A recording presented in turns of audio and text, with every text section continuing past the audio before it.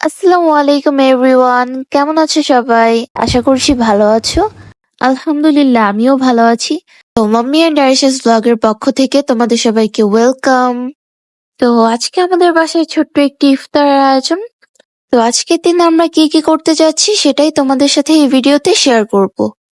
তো চলে যাওয়া যাক মূল ভিডিওতে। তো এখানে খিচুড়ি রান্নার প্রস্তুতি চলছে। প্রথমেই বেরেস্তা ভেজে নেওয়া হচ্ছে। এখন মাংসটাকে মসলার মধ্যে দিয়ে দেওয়া হচ্ছে ভালোভাবে কষানোর জন্য।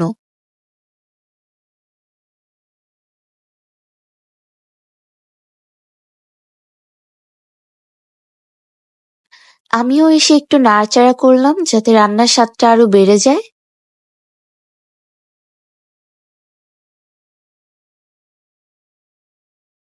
শুরু করলাম ছোলা রান্নার প্রস্তুতি। দেখতেই পাচ্ছেন